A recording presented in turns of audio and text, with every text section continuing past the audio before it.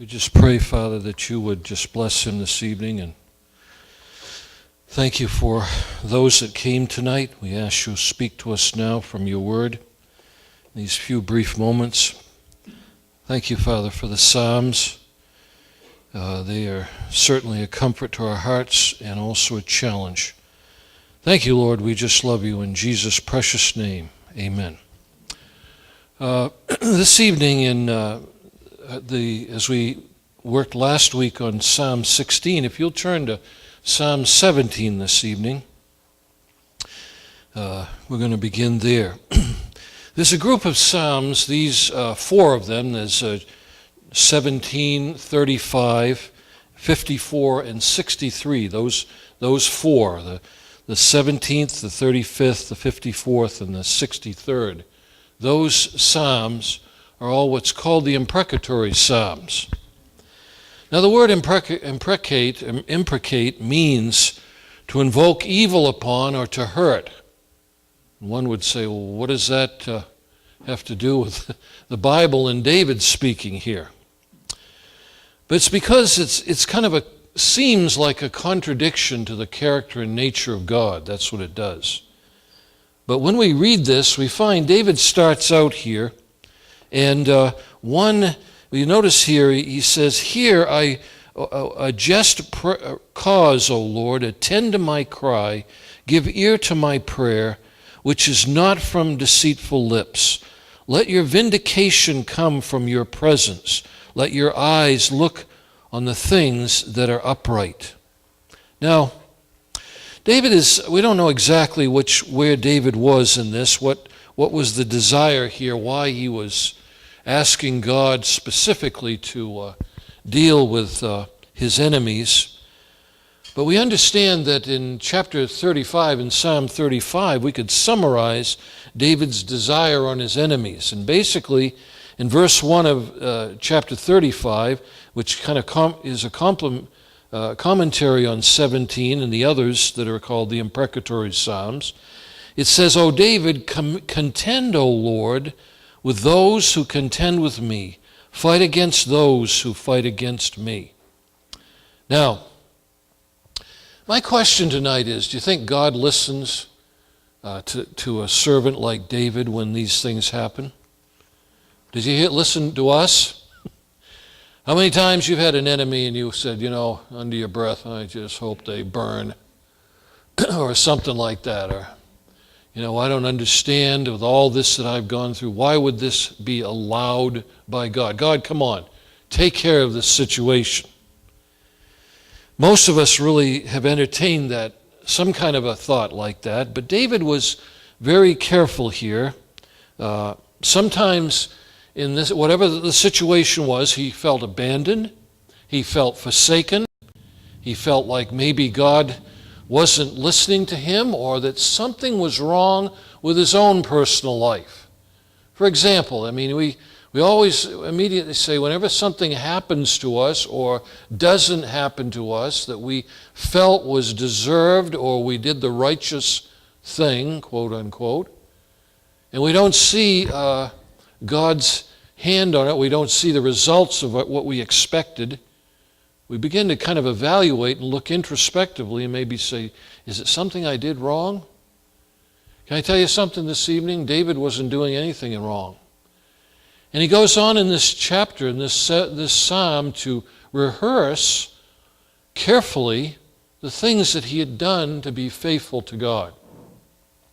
Now that's noble, and that's something what we do. Certainly everyone here tonight, you've served God in some capacity through your life, and you've been very faithful. And there are expectations, aren't there? There's an expectation at times that, gee, God, why is this? Why don't you do this? I've asked you. Why is this happening? That somehow I'm the opposite seems to be happening here.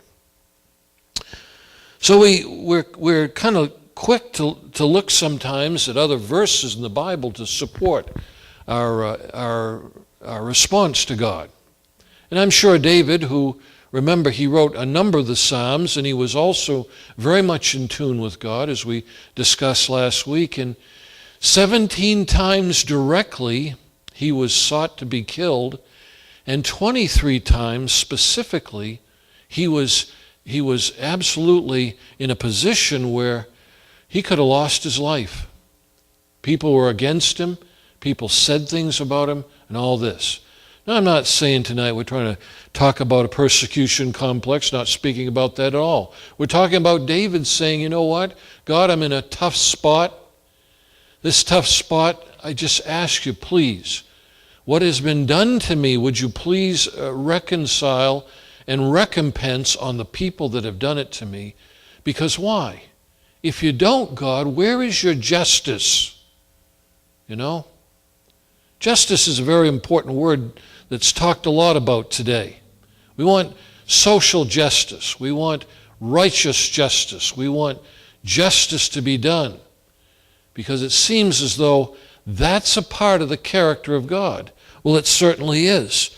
But remember, this is interesting. In the New Testament, when Jesus was naming the disciples who were going to be his disciples, in the midst of his calling the disciples, he said this. He says, and he spoke about James and John, who were James and John, who were the sons of Zebedee and the brother of James. And he remembered Mark 3, verse 17 through 15. He says, he speaks about them, and he calls them by name, and he says, these two guys were called the sons of thunder. Their approach to life was, God, just get out of the way, we'll take care of it. If you have a problem, call on me. I remember I was in a difficult situation, just recall a number of them, but one of them, this guy said, Dan, if you have a problem, we'll take care of this problem for you. So the thing was, it was like, generally speaking, well, all right, well, this is great. You've got people to defend you and so forth. But Jesus was a little different response. In verse 15, it says of Mark 3, it says, and they had authority to cast out demons. He appointed 12 of them, Simon, James the son of Zebedee, and John the brother of James, to whom he gave the name Boanerges, which means sons of thunder. And then we find that in the later on, this is what happens in Luke 9, verses 51 through 55. It says, and when the days drew near for him to be taken up, meaning Jesus, he set his face to Jerusalem, and he sent messengers ahead of him, who went and entered a village of the Samaritans to make preparations for him. But the people did not receive him, because his face was set toward Jerusalem. And when his disciples, James and John, saw it, they said this, Lord, do you want us to tell fire to come down from heaven and consume them? So how dare they reject this opportunity? You've come to them. But Jesus said the unique words here, and this is what's said in the King James, records it as such. He says, he turned and he rebuked them, and he says, you do not know what spirit you are of. Now, these guys were trying to help Jesus out. Have we ever fallen into that trap? I'm going to help God out. I'm going to take control of this situation. Just let me give them an earful. And if they don't straighten out, we'll just have a little fist fight. Take it into our own hands and direct the situation. But Jesus says, listen, that is not the spirit that is of God.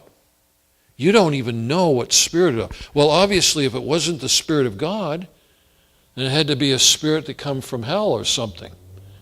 Now, it's kind of a contradictory thing. And here's David, wherever he is, whether he's in the cave of Babylon, or whether he's in some bush somewheres hiding, or whether he's on the run, or whether he's in a cave at night somewheres trying to get some sleep and he's frightened to death. But he's saying, God, you know what? I've been very faithful to you all these years now. After all, it wasn't me who appointed me to be king of Israel. It wasn't me who decided that I was to take the place of the king that you'd already anointed. So why, God, is it now that after all this, I am running for my life? Am I just going to die and your name is going to be, you're going to get delight out of taking me, the one you've chosen and anointed and want to be in this position? So it's interesting, isn't it, how this worked out. And so he's in this psalm. He's very careful in this psalm to give God, he says, now I know, God, you're the one that can take care of this situation. I know you are. But just in case you don't know all the facts, God, let me remind you of all the situation that we have here and what's happening to me. And then let me recall all the good things I've done for you, just in case it slipped your mind. He didn't say that, but if you read the psalm, he's kind of humble, but he's making it clear. God, this is not a good situation, and I don't want you to let these guys that are chasing me, and King Saul of all people, to get away with this. Now, the issue of justice is a complex one. It's very complex tonight. We find that sometimes things just don't work out the way we are. Now, some want them to. Now, many of us tonight have been praying for certain things in your life, and there's certain things that you want to see God be victorious in. Nothing wrong with that. God will be victorious. Can I tell you tonight? That's a guarantee. There's not going to be any disappointments at some point in our life or when heaven happens. Now, some of you are going through some difficult situations here tonight that are very crucial for you. It makes no sense. You've done nothing wrong. You have honored God. You are responsible for your children or your family or your husband or your wife. And to have this happen and not have God resolve or bring reconciliation to your personal situations, you're saying, God, I've prayed and I am waiting. My patience, hopefully, will be as long as yours, God. But if it's not, you have your name as a reputation. And you have your word and your promises to keep your reputation. Remember when Moses pleaded for Israel when God said, stand back, I'm going to destroy them. When the spies came back from the land and God says, I've had it. I'm going to start all over with you, Moses and Aaron. We're going to begin a whole new race, and I don't care. I'm going to destroy all of Israel. Moses said, wait a minute, Lord. Do you want the Egyptians to mock you? Oh, they just took them out in the wilderness. They're God. When they got out in the wilderness, got mad at them and just destroyed them all. That doesn't go very well, God, with your reputation. Furthermore, you are merciful, long-suffering, and your forbearance and kindness is absolutely what you must keep as your integrity. And I mean, I'm surprised Moses was still alive talking to God like that. I mean, can we talk to God like that? Well, God's not frightened about that. You know what God did to Moses? He said, okay, according to your word, I won't destroy him. Oh, yeah. God just happens to have big enough shoulders to bear someone who misunderstands what his plans are. Now, that doesn't always settle all the issue of justice, does it? Because there's issues here still. Now, if God is going to be just, why doesn't he fulfill what he's promised? Now, we find that there comes a point, and this is why there's 2 points we're going to talk about tonight, very briefly, but David was in a place where he was proclaiming his own righteousness. The whole psalm talks about it. And God, it was truth. It wasn't, but it wasn't maybe the whole truth. You know? It's like when Isaiah 64:6 says, all your righteousness, your own personal righteousness, is as filthy rags, which really, the Hebrew means menstrual rags. Terrible, bloody, stinky, you destroy them. Wow, God, you mean to tell me that even my own righteousness is kind of compares to that, is actually what that is? God says, yeah, you know what? you obey some areas, but there's other areas where you don't. Because it's easy to view the areas you do, but not the ones that you don't. Now, David is a young man here who's in a particular position. He's proclaiming, God, let's overlook them. Look at the good things, God. God says, okay, I notice those. I know those.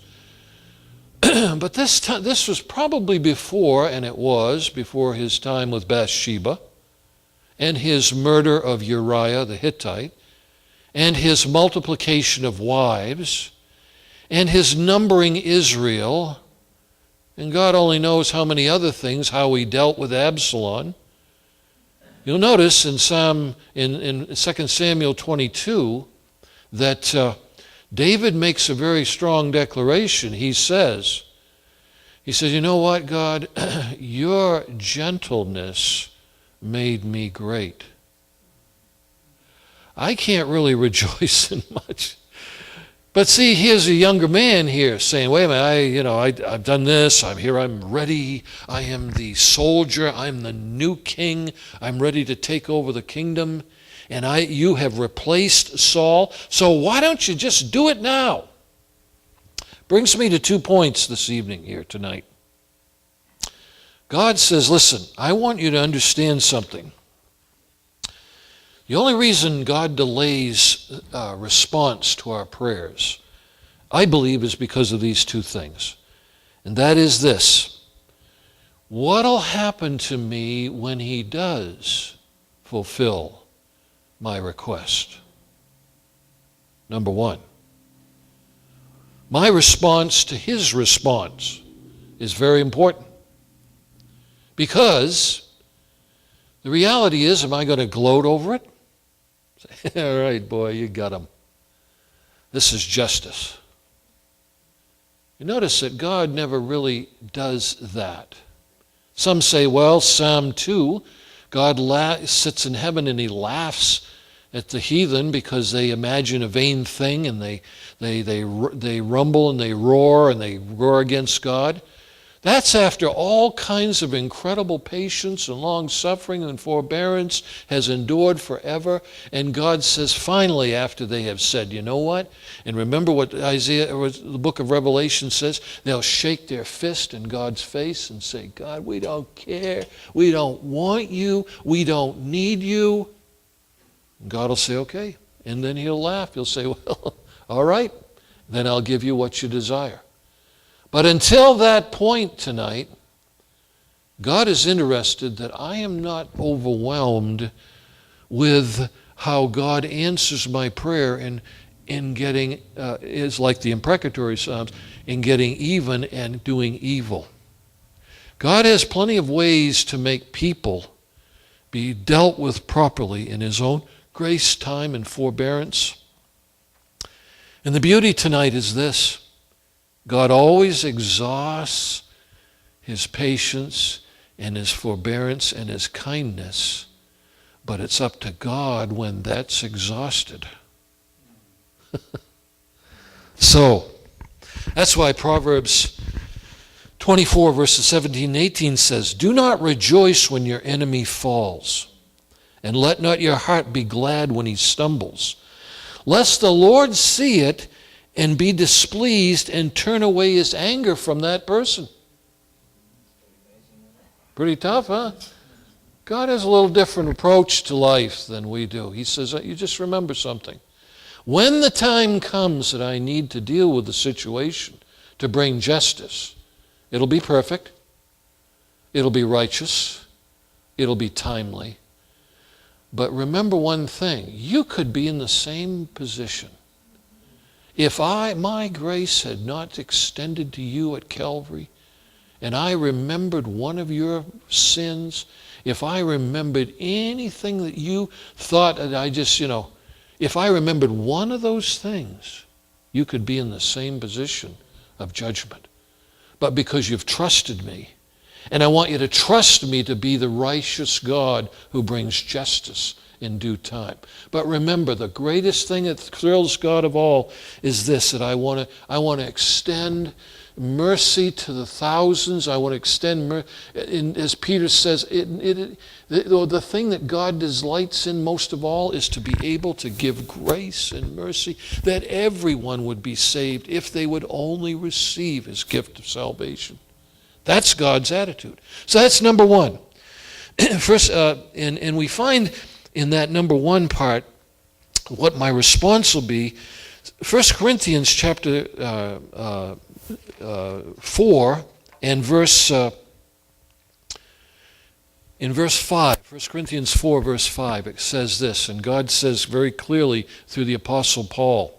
Paul was being mocked, everything under the sun was being dealt with him, and he said this, listen, I am thrilled that God knows all these things, and the day will come when he will reveal the secret counsels of all hearts. Nothing will be hid from him.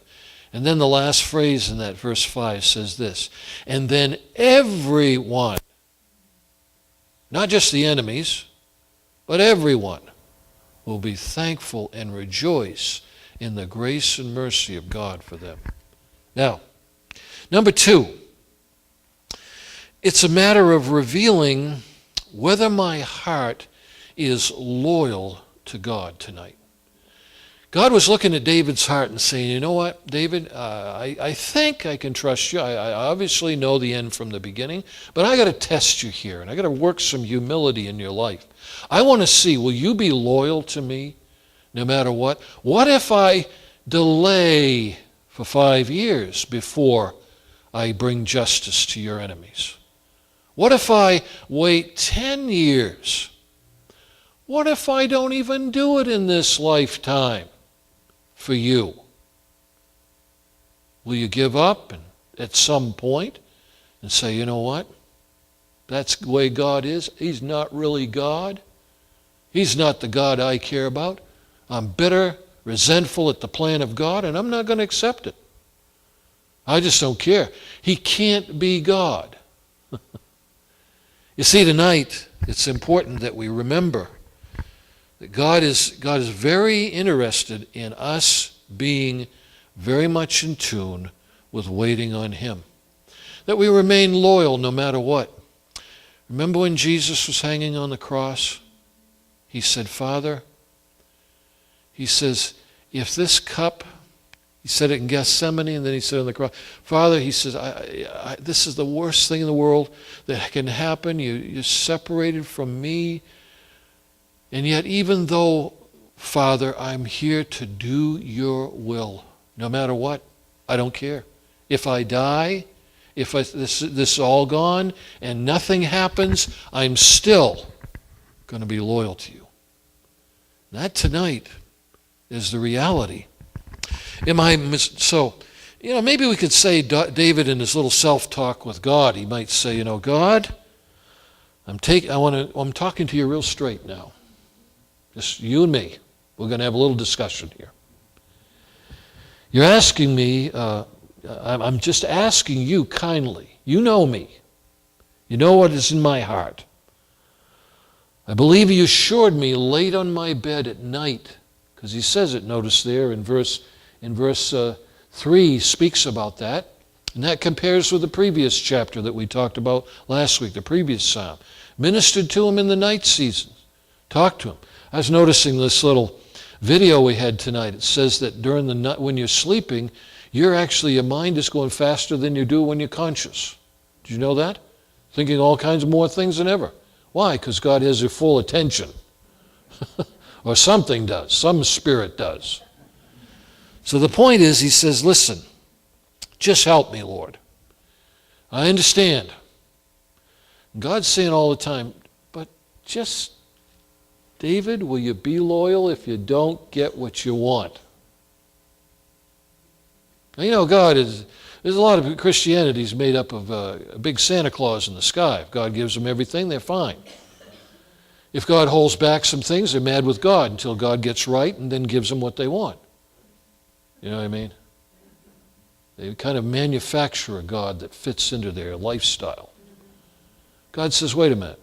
I created you. I know the end from the beginning. I have a plan that's destined forever for you. There's not one single imperfection in it. It will be perfectly done. You will stand before me one day, complete and total, and you'll have great praise for me. But will you have the patience enough to wait for me now? So I believe beyond a shadow of a doubt these are very crucial things. God's saying, look, the whole issue here is the cross. Now I'll close with this. 2 Chronicles 16:9, where it says, the eyes of the Lord, in the verse part A there says, run to and fro through the whole earth to give strong support to those whose heart is blameless towards him. That's in the English Standard Version. Peter and the disciples, all the ones had these chronic times when they came to the point. Think of the disciples, just in conclusion here tonight. Jesus died on the cross. He's buried. Their whole world that they'd placed so much emphasis on.